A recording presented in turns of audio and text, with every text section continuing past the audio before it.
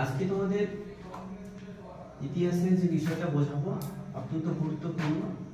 গত ডেটে আমি তোমাদের আলোচনা করেছিলাম যে এই যে আমরা তিনটে যে সময়কাল পেয়েছিলাম যে লিপির ব্যবহারের উপর ভিত্তি করে আমরা তিনটি সময়কাল পেয়েছিলাম। একটা হচ্ছে প্রাগৈতিহাসিক যুগ, প্রায় ঐতিহাসিক যুগ আর ঐতিহাসিক যুগ। তোমরা প্রত্যেকে জানো, আমাকে বলার কোনো জায়গা নেই যে তোমরা প্রত্যেকে জানো, তোমাদেরকে ধরেও ছিলাম যে প্রাগৈতিহাসিক যুগের মানুষের ইতিহাস জানার জন্য আমাদের অলিখিত উপাদানের উপর নির্ভর করতে হয়। সেই অলিখিত উপাদানগুলো কি কি তোমরা প্রত্যেকে জানো, সেগুলো কি কি ছিল? জীবাশ্রয়, মানুষের কঙ্কাল, তাদের মাথার খুলি, তাদের ব্যবহার্য জিনিসপত্র, এগুলো। আবার প্রায় ঐতিহাসিক যুগ, সেটাও কি তোমরা জানো যে যে যুগের মানুষ লিপির ব্যবহার জানতো কিন্তু সেইগুলো আমরা পাঠ্যদান করতে পারিনি। এবং তার একটা উদাহরণও আমি তোমাদের দিয়েছিলাম যে সিন্ধু সভ্যতা, হরপ্পা সভ্যতা। সিন্ধু সভ্যতা, হরপ্পা সভ্যতা একই।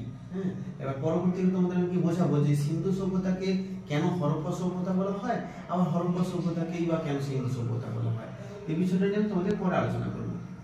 এবার দেখো, তাহলে এই যুগের মানুষ লিপি পেলেও লিপি তো কোনো কাজে দিচ্ছে না।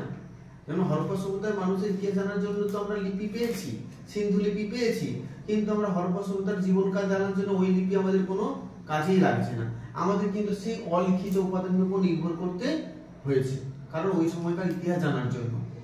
এবার আসি ঐতিহাসিক যুগ, যে যুগের মানুষের ইতিহাস জানার জন্য লিখিত উপাদান আমাদের অত্যন্ত গুরুত্বপূর্ণ, অত্যন্ত গুরুত্বপূর্ণ। এবার আসি যে এই যে ঐতিহাসিক যুগ তাহলে কাকে বলছে না, যেহেতু ওই যুগে লিখিত উপাদান আমাদের কাজে আসে ইতিহাস রচনা করার জন্য, তার নিশ্চয়ই এই সময়কার মানুষ লিপির ব্যবহার জানতো এবং সেইগুলো আমরা এখনো পাঠ্যদান করতেও পারছি, তাই না? তাহলে এই যুগে মানুষ লিপির ব্যবহার জানতো। এবার আসি যে লিখিত ইতিহাসের নানা রূপ। তাহলে আমরা যে সময়কার মানে এই যে ঐতিহাসিক যুগের মানুষদের ইতিহাস জানছি লিখিত উপাদানের উপর ভিত্তি করে, ওই যে লিখিত উপাদানগুলো, সেই লিখিত উপাদানগুলো কিন্তু বিভিন্ন রূপে বিভক্ত। এবার দেখো কি কি, তার মধ্যে একটা হচ্ছে লিপি, তারপর দেখো মুদ্রা, তারপর দেখো ধর্মগ্রন্থ, সাহিত্য, বৈদেশিক বিবরণ, সরকারি দলিলপত্র। আমি তোমাদের সেই বৈদেশিক বিবরণগুলো বলেছিলাম যে বিভিন্ন যে পর্যটক তার যে ভারতবর্ষে এসেছিল তাদের সেই যে তাদের যে আসার যে বিবরণের কাহিনীগুলো, সেগুলো থেকেও জানা যায়। বিভিন্ন সাহিত্য গ্রন্থ নিয়ে তোমাদের আমি আলোচনা করেছিলাম, ধর্মীয় গ্রন্থ, এগুলো নিয়ে আলোচনা করেছিলাম, ঠিক আছে? আরো আমি ডিপলি তোমাদের পরবর্তীতে আলোচনা করবো, জাস্ট বেসিক তোমাদের এটা বুঝিয়েছিলাম। এবার দেখো লিপি নিয়ে আলোচনা করছি। লিপি আমাদের আজকের মূলত আলোচনার বিষয় পুরোটা হচ্ছে লিপি নিয়ে। লিপি কি? লিপি হচ্ছে একটি লিখিত রূপ। আমরা যে এই যে কথা বলছি, এই কথাটা যদি তোমরা কেউ আমার কথাটাকে তোমরা যদি হুবহু লেখো, তাহলে সেই লেখ্য রূপটাই হচ্ছে লিপি, ঠিক আছে? এবার এই লিপির দুটো বিষয় খুব গুরুত্বপূর্ণ। আমি যেগুলো তোমাদের পরীক্ষায় পড়ে সেইগুলো কি কিন্তু বলে লিখেছি, যেগুলো তোমাদের গুরুত্বপূর্ণ, যেখান থেকে প্রশ্ন আসে। পুরো সবটা পড়ার কোনো প্রয়োজনীয়তা নেই, যেটা যেটা গুরুত্বপূর্ণ সেই জায়গাগুলো তোমরা পড়লে হবে। প্রথমত দেখো, লিপির উৎকীর্ণ বিদ্যাকে কি বলে? এপিগ্রাফি। এটা ঠোঁটস্থ যেন থাকে, মানে একদম ঠোঁটের কাছে যেন থাকে, মানে বললেই সঙ্গে সঙ্গে যেন চলে আসে। দুটো বিষয়, এক লিপির উৎকীর্ণ বিদ্যা, আর একটা লিপি হচ্ছে বিষয়বস্তু অধ্যয়ন বিদ্যা। মানে সহজ কথা, লিপির উৎকীর্ণ বিদ্যা আর হচ্ছে ওই লিপির মধ্যে কি আছে সেই বিষয়বস্তুটাকে তুমি উদ্ধার করবে, সেটাকে বলছি আমরা প্যালিওগ্রাফি। যেমন সিন্ধু লিপি উৎকীর্ণ তো করা হয়েছে, কিন্তু ওই লিপিটাকে তার মধ্যে কি রয়েছে সেই বিষয়বস্তু কিন্তু এখনো পর্যন্ত পাঠ্যদান করা সম্ভব হয়নি, ঠিক আছে? উৎকীর্ণ বিদ্যাকে বলা হয় এপিগ্রাফি, আর তোমার হচ্ছে বিষয়বস্তু অধ্যয়নকে বলা হয় কি? প্যালিওগ্রাফি। একদম যেন মনে থাকে। এখন কি লিখছিস? আগে শুন, তারপর লিখে নিস। লেখা না হলে বসে কি করো। এবার দেখো, এবার আজকে আমরা এবার এই যে লিপি, এই লিপির চারটে জায়গা লিপি নিয়ে আমরা আলোচনা করব। দেখো, এই যে আমরা লিপি কি কোন কোন জায়গায় লিপি পড়বো। এক, সুমেরীয় লিপি সম্পর্কে আমরা পড়বো, মিশরীয় লিপি সম্পর্কে পড়বো, আর ভারতীয় লিপি সম্পর্কে পড়বো। বুঝতে পেরেছো? প্রথম আমরা আজকে আলোচনা করছি তোমাদের মিশরীয় লিপি। মিশরীয় লিপি দেখতে পেয়েছো তোমরা, তিন ধরনের মিশরীয় লিপি আছে। একটা হচ্ছে হাইরোগ্লিফিক, একটা হচ্ছে হাইরেটিক, একটা হচ্ছে ডিমোটিক। খুব গুরুত্বপূর্ণ, মাথায় রাখো, পরীক্ষায় পড়ে, এইখান থেকে কিন্তু পরীক্ষায় পড়ে। আবার বলছি, যেগুলো লিখেছি এগুলোই পরীক্ষায় কিন্তু আসে এমসিকিউ হিসেবে। হাইরোগ্লিফিক লিপিটা হচ্ছে ধর্মীয় কাজে ব্যবহার করা হয়, জটিল লিপি। এই লিপি ব্যবসা বাণিজ্য করার ক্ষেত্রে খুব অসুবিধাজনক। এই জন্য কি হয়েছে, কেবলমাত্র ধর্মীয় কাজে ব্যবহার করা হয়। এই জন্য যেখানে তোমার যে এই যে কোনো মন্দিরে বা কোনো যেমন তোমার হচ্ছে কোনো ধর্মীয় স্থানে যে ভাষায় লেখা হয়, যেভাবে মন্দিরে কি গায়ে লেখা আছে, অনেক আমরা মন্দিরে গেলে দেখতে পাই না কি লেখা আছে।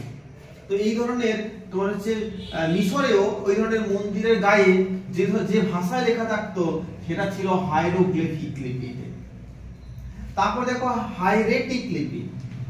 এই হাইরেটিক লিপি ব্রাহ্মণ মানে পণ্ডিত যারা ছিলেন, পূজা অর্চনা করতেন, তারা যে ভাষায় বা যে ভাষা তারা কথা বলতো, যে ভাষায় পূজা অর্চনা করতো, সব তারা কিন্তু হাইরেটিক লিপি। অ্যাকচুয়ালি হাইরোগ্লিফিক থেকে হাইরেটিক বিষয়টা ওই লিপির একটা উচ্চতর বা উন্নততর।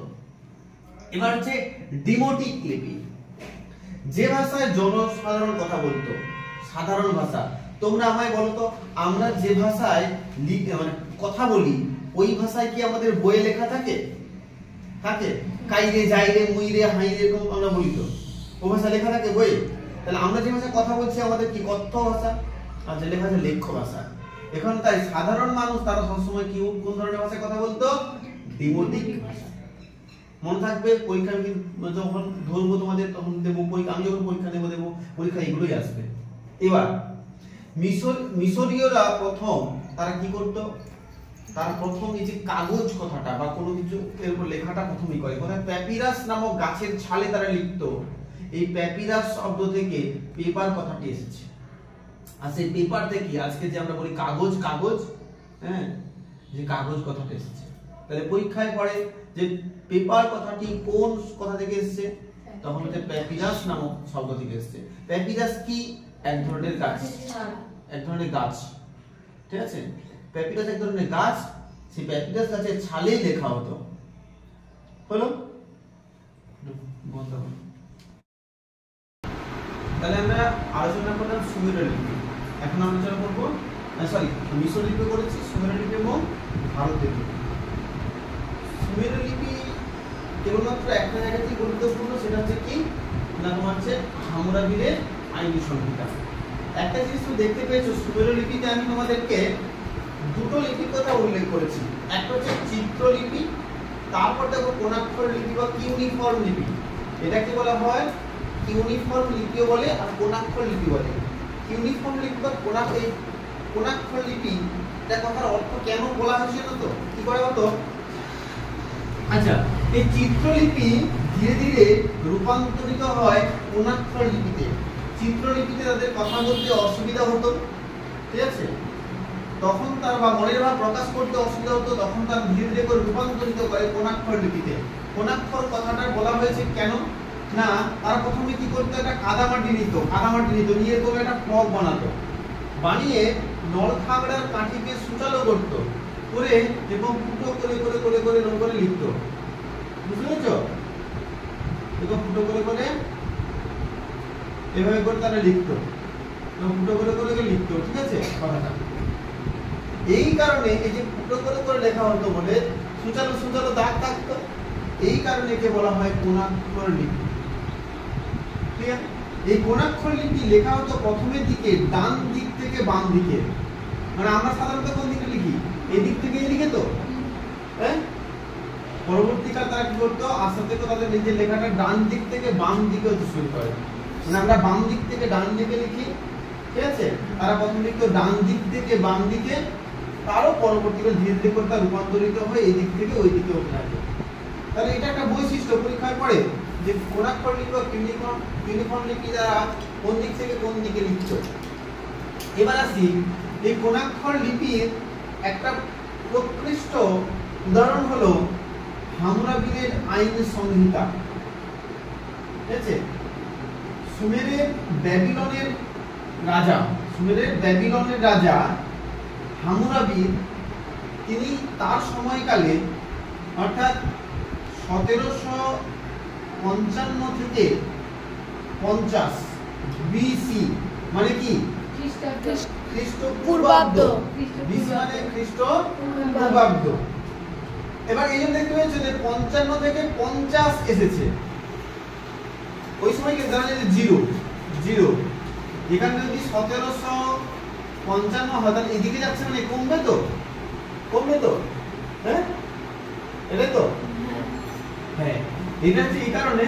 তাহলে আমরা সাধারণত যদি লিখি কোনো কিছু আমরা এরকম লিখি 1750 থেকে 55, এটা খ্রিস্টাব্দ হলে, আর খ্রিস্টপূর্বাব্দ হলে উল্টো হবে, এখানে 55 হবে আর এখানে 50 হবে, ঠিক আছে না?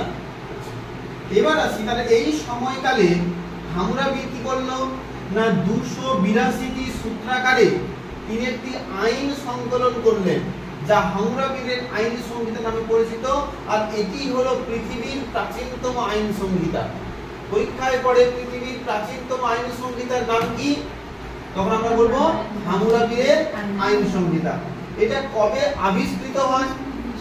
1901 সালে আবিষ্কৃত হয়। পরীক্ষায় পড়ে হামুরাবিদের আইন সংহিতা কবে আবিষ্কৃত হয়েছিল? 1901 সালে। এবার আমরা পড়ব ভারতের লিপি, ভারতীয় লিপি সম্পর্কে। ভারতের লিপি বলতে আমরা তিনটি লিপির কথা আমরা জানি। এই জায়গাতে খুব অধিকাংশ ছাত্রছাত্রী ভুল করে, যদি পরীক্ষায় পড়ে ভারতের প্রাচীনতম লিপির নাম কি, তখন অধিকাংশ স্টুডেন্ট বলে দেয় সিন্ধু লিপি, কিন্তু ভুল। কেন সিন্ধু লিপি হবে না? যেহেতু এটা আবিষ্কৃত হলেও পাঠ্যোদ্ধার করা সম্ভব হয়নি, তাই এটা প্রাচীনতম লিপি হবে না। যেদিন পাঠ্যোদ্ধার করা সম্ভব হয়ে যাবে তাহলে এটা হচ্ছে সিন্ধু লিপি হয়ে যাবে। পরীক্ষা যদি এইভাবে প্রশ্ন আসে যে ভারতে আবিষ্কৃত প্রাচীন লিপির নাম কি, তখন বলবে সিন্ধু লিপি আবিষ্কৃত বললে। আর শুধু নরমাল যদি বলে প্রাচীনতম লিপির নাম কি, তখন আমরা বলবো কি না সহগৌড়ের তাম্রলিপি, ঠিক আছে? তাম্রলিপি মনে হবে তো? আবার কোথাও আচ্ছা, এবার দেখো এই যে তাম্রলিপি, অনেক জায়গায় সহগৌড়ের তাম্রলিপি আছে, অনেক জায়গায় তোমার লেখা আছে সহগৌড়ের তাম্রলিপি লেখা আছে, বিভিন্ন জায়গায় লেখা আছে বিভিন্ন ভাবে, হ্যাঁ? এটি হলো ভারতের প্রাচীন লিপি, মনে থাকবে, পরীক্ষায় কনফিউশন হবে না তো। আর এটা পরীক্ষায় পড়ে যদি কত বছর আগে ছাত্র লেখা হয়েছিল, অশোকের জন্মের 50 বছর আগে রচিত হয়। এবার তারপরে যেটা খুব গুরুত্বপূর্ণ, অশোকের লিপি, পরীক্ষায় অত্যন্ত গুরুত্বপূর্ণ অশোকের লিপি। অশোক অধিকাংশ লিপিগুলো লিখেছিলেন তোমার হচ্ছে শিলালিপি। অশোকের অধিকাংশ লিপি ছিল শিলালিপি এবং সেগুলো পালি ভাষায় লেখা ছিল। অশোকের যে শিলালিপিগুলো ছিল সেটা কোন ভাষায় লেখা? পালি ভাষায় লেখা। তার শিলালিপিগুলোতে অধিকাংশ কি ছিল? বৌদ্ধ ধর্মের বিভিন্ন বাণী লেখা হতো। আর তার অধিকাংশ লিপিগুলো তার যে সাম্রাজ্য